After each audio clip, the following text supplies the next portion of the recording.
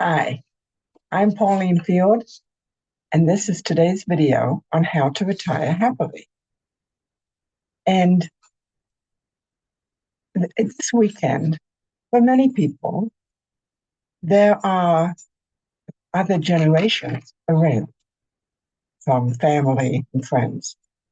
That's not the case with everybody, but I thought it was an opportunity to talk about the benefits of co-generational activities and what some things are that you can do.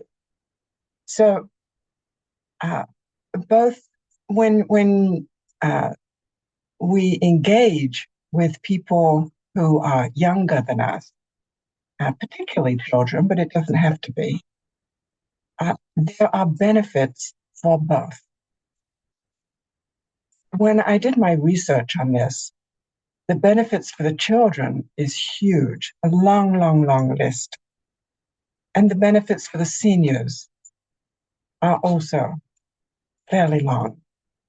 They give us meaning and purpose, fills our days. It really helps our mental and physical health and more. So whether you're, used to being with people who are not in your age group or not, let's look at some of the things that you can do. So the first thing really that interested me was a group that a friend of mine took part in, where she was paired with a young college student, and they were given a subject and they both had to talk about it. And so they interacted, and this was over Zoom. It was during the pandemic. And then I noticed AARP had a program called Encore, which has since spun off and is now called Co-Generation.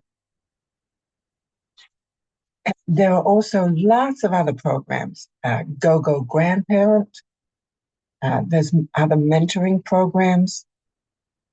There are lots of community events that they're always needing more people.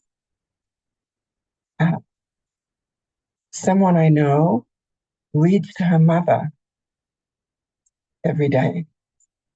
And as her mother is now blind, that's really such a gift. So reading to somebody, whether it's somebody older or somebody younger. What about environmental conservation projects? Something that really we all should be thinking of and involved in and doing something about, but it's really mostly younger people who are taking things up with this. Well, maybe it's time for us to get involved so we can work with the younger people to preserve this planet, not just for us, but for the future generations.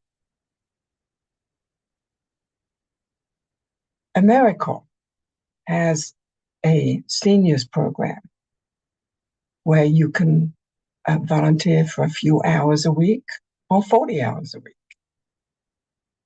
And definitely the reviews on that are just amazing of what it's given to these seniors' lives.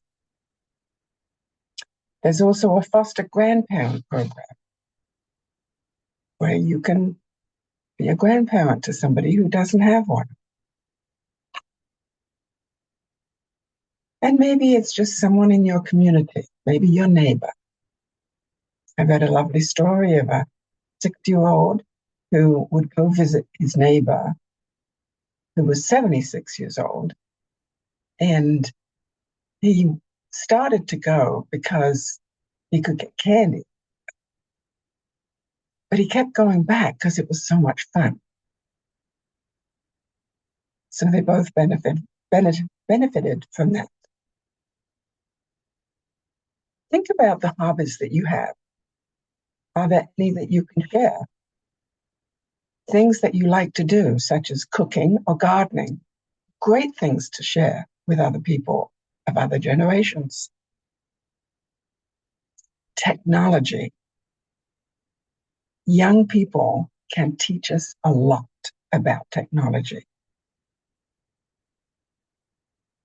I know one of our grandsons uh, told us how to use another function on our TV. So they can teach us as much as we can teach them. Maybe there are some do-it-yourself projects that you can learn to do together or just do together. Outdoor adventures, whether it's a picnic in the park, a walk, birding. There's lots of nature activities. So I hope I've given you some thought today about how to get out there and be with people who need us and who we need so that we all benefit. So thanks for joining me, and I look forward to seeing you here tomorrow.